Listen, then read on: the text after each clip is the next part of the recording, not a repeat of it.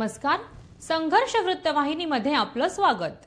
घेऊया ठाणे आणि आसपासच्या परिसरामधील घडणाऱ्या महत्त्वाच्या घडामोडींचा आढावा. खादी कधीही स्त्री पुरुष भेदभाव करत नाही. आपल्या देशात खादीला खूप महत्त्व आहे. सरदार वल्लभभाई पटेल म्हणायचे की हिंदुस्तान की आज़ादी सभ्यता अहिंसा और किसानों का कल्याण खादी में है. खादी हे केवळ वस्त्र नसून एक विचार आहे आणि हा विचार व्यवहारात आणणं आवश्यक आहे. पूर्वीच्या काळी खादीला प्रचंड महत्त्व होते, मात्र दुर्दैवाने राजकारण्यांनी खादीला वेगळं स्थान दिलं आहे. असं असलं तरी खादी आज सर्वसामान्यांची झाली आणि आपण खादीला प्रतिष्ठा मिळवून दिली पाहिजे, असं रवींद्र साठे यांनी यावेळी म्हटलं. विद्याप्रसारक मंडळाचे के.ग. जोशी कला व ना.गो. बेडेकर वाणिज्य महाविद्यालय ठाणे चे जीवन शिक्षण आणि विस्तार विभाग आणि महाराष्ट्र राज्य खादी आणि ग्रामीण उद्योग खादी विभाग यांच्या संयुक्त विद्यमाने शनिवारी खादीचा प्रवास प्रगतीकडे स्वावलंबन या विषयावरती राष्ट्रीय परिषद संपन्न झाली. यावेळी साठे म्हणाले की खादी वापरण्याची सुरुवात आपल्यापासूनच करावी. ब्लेझरऐवजी खादीचा जब्बा घाला. पुष्पगुच्छच्या ऐवजी खादी रुमालाचे पुष्प भेट म्हणून द्या. यामुळे खादी घरोघरी पोहोचेल. खादीचा आत्ताचा काळ हा परिवर्तनाचा काळ आहे. खादी महाग आहे की मानसिकता आता सोडावी लागेल. सिद्धगिरी कारागीर ज्ञानपीठाचे समन्वयक वसंत कुमार यांनी खादीचा प्रवास खूप जुना आहे. पूर्वीची खादी एक मंत्र होती, तर आताची खादी तंत्र असल्याचं त्यांनी म्हटलंय. महाविद्यालयाच्या प्राचार्य डॉक्टर सुचित्रा नाईक यांनी प्रास्ताविक केलं. तर यावेळी या राष्ट्रीय परिषदेच्या मुख्य समन्वयक डॉक्टर संगीता मोहंती, डॉक्टर नमिता निंबाळकर इत्यादी उपस्थित होते.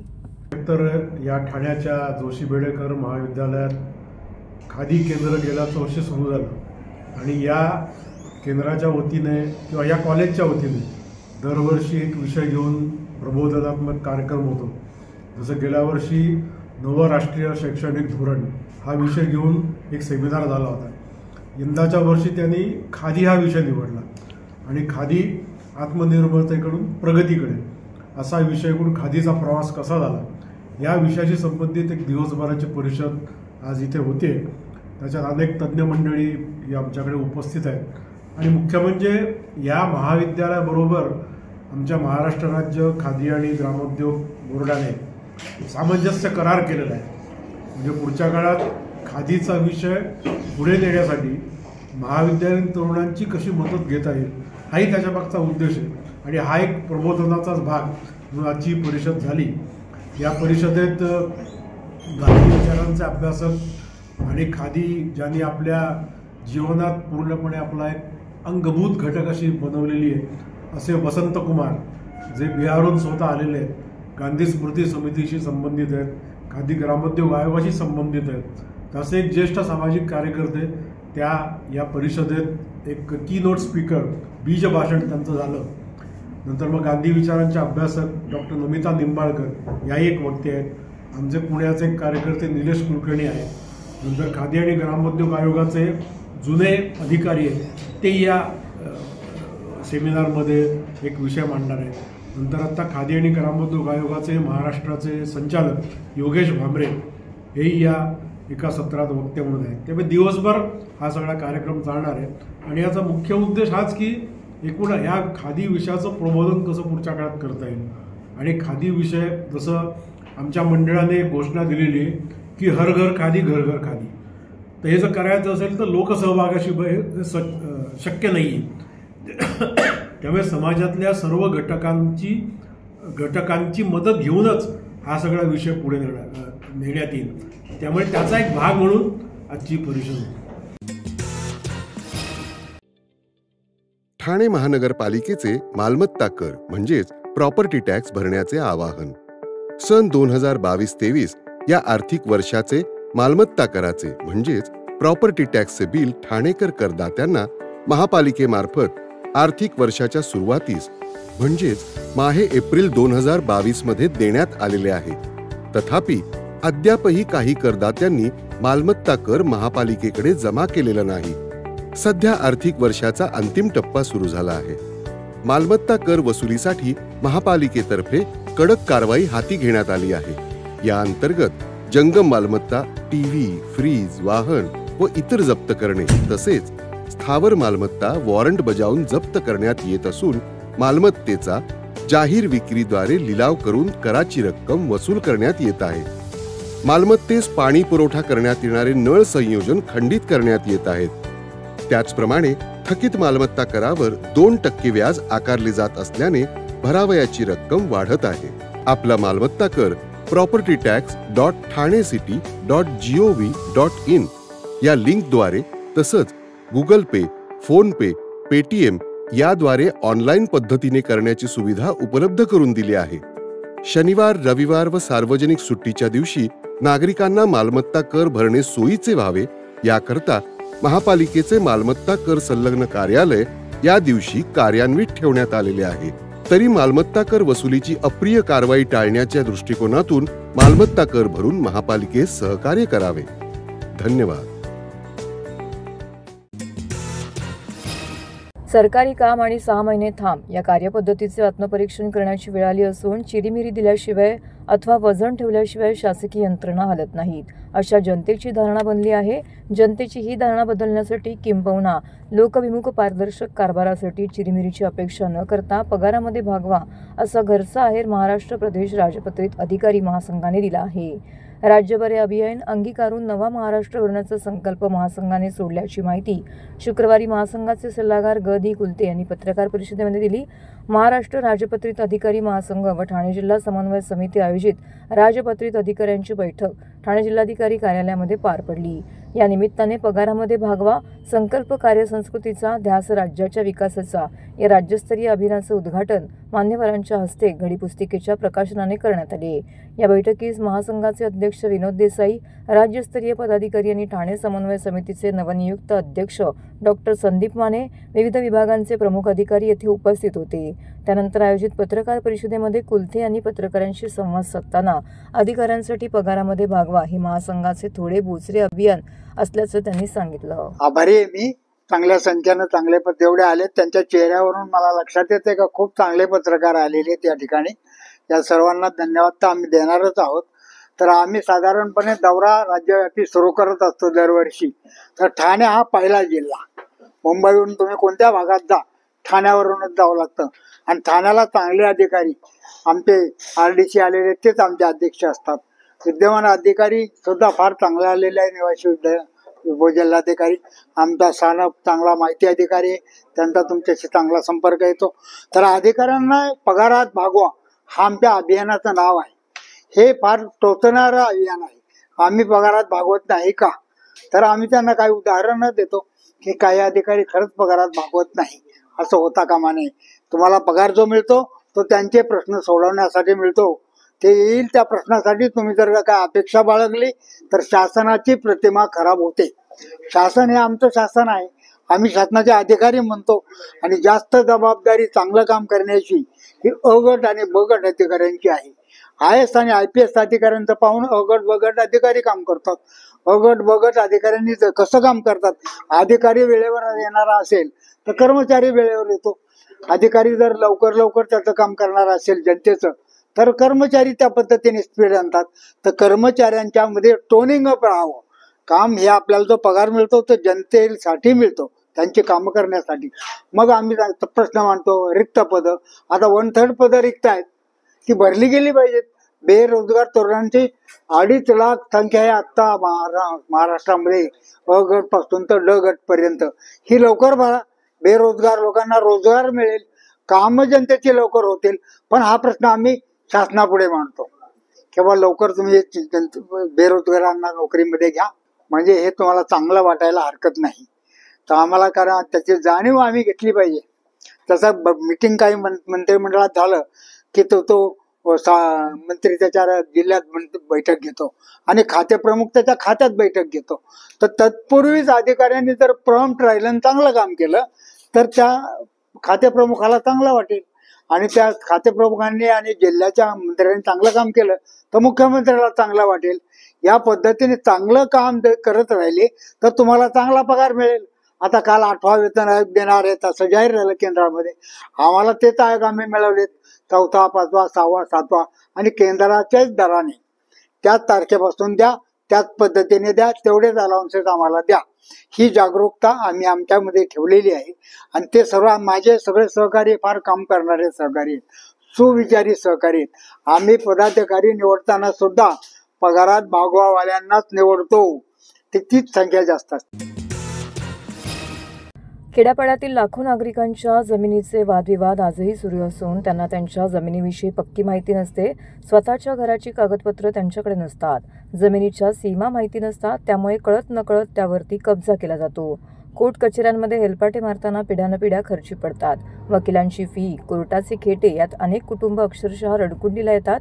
कितीतरी दावे आजही कोर्टामध्ये पडून आहेत. अशा परिस्थितीमध्ये लोकांचा वेळ आणि श्रम आणि पैशाचा अपव्यय होतो. देशातल्या अशा करोडो लोकांना चिंतामुक्त करण्यासाठी मोदीजींनी स्वामित्व योजना आणली. ही फक्त एक सरकारी योजना नाही, तर ग्रामविकासाची चळवळ आहे. या चळवळीत आपण सगळ्यांनीच सहभागी व्हायचं आहे, असं प्रतिपादन राज्याचे उपमुख्यमंत्री एकनाथ शिंदे यांनी केलं आहे.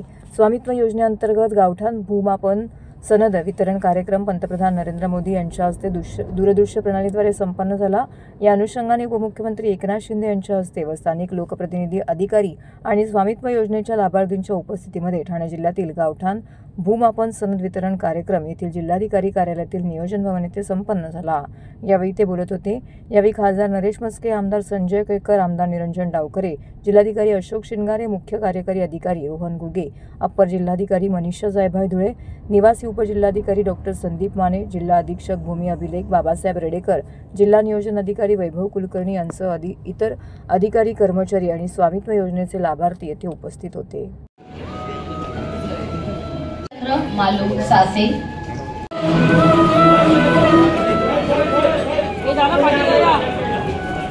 अभिमन्यू बामा भोईर,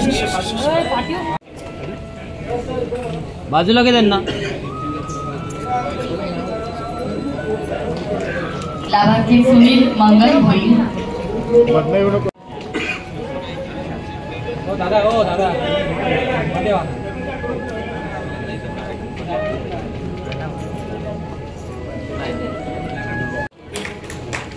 काळूराम किसन पाटील, हो दादा थोडं मंसूर अहमद शेख,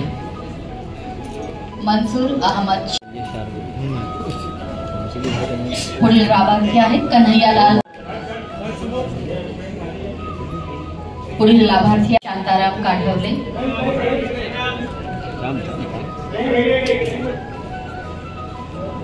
वडेकर,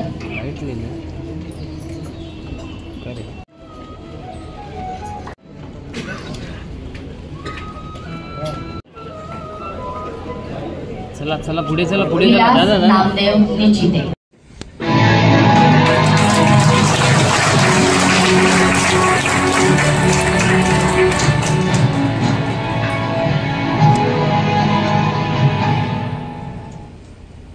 फक्त महाराष्ट्रासाठी नाही, देशभरातल्या लोकांसाठी ऐतिहासिक आहे.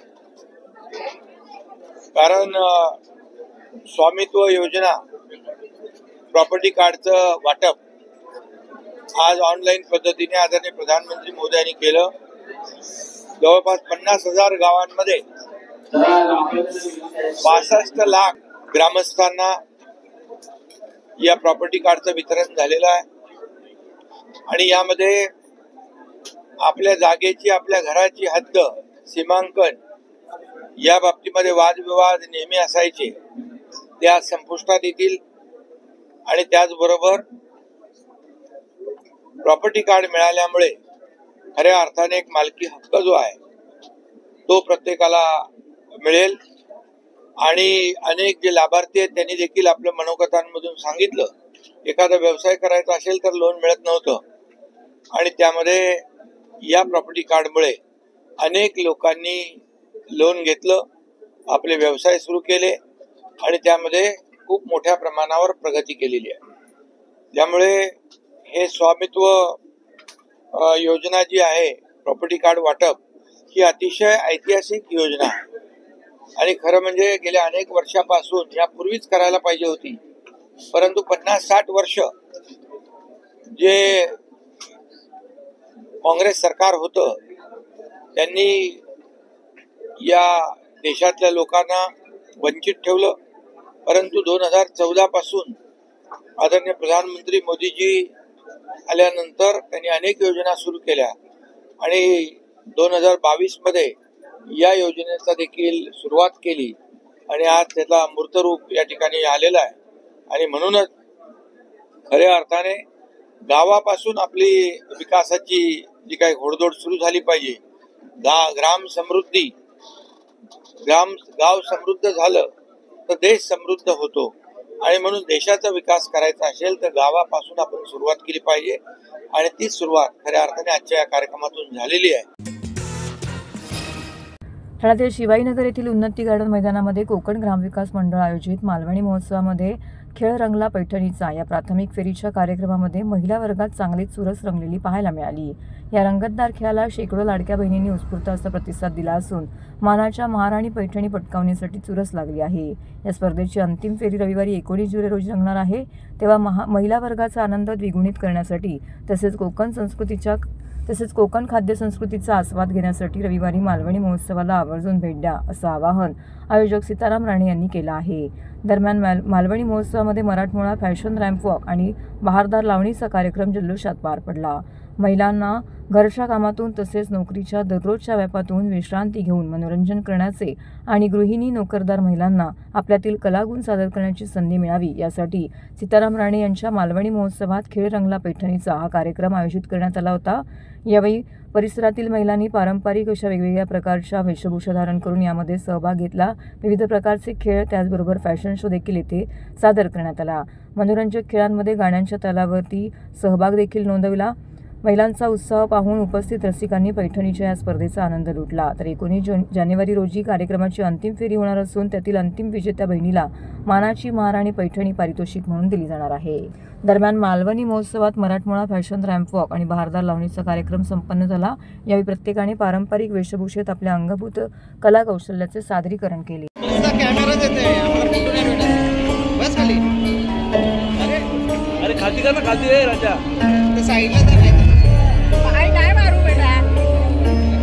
पार्टिसिपंट नंबर 4 आणि 5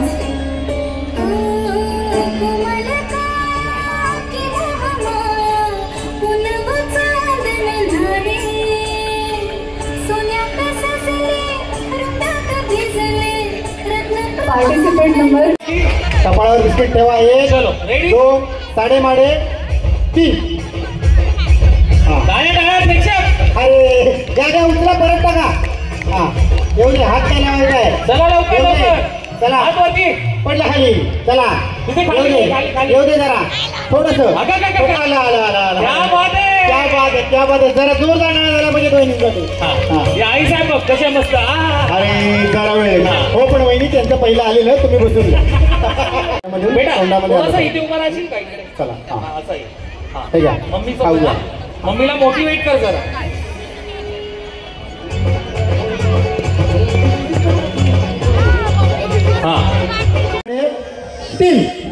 प्रेक्षक जरा वहिनी परत. चला लवकर. येऊ दे. 1 उभ्या राहा. तिथंच उभ्या राहा. 1 2 शेवटचं. अरे 3 आल्या ज्या उभ्या राहायला गेल्या. एक हात वरती करून छान पोच द्या ना. एक हात वरती करून अशी. कमन अशी कर ना. डान्स मीन्स काहीतरी. बरोबर. चंद्राची पोच. अरे व्हेरी नाईस. मस्त डॉक्टर मॅडम. मारा नंतर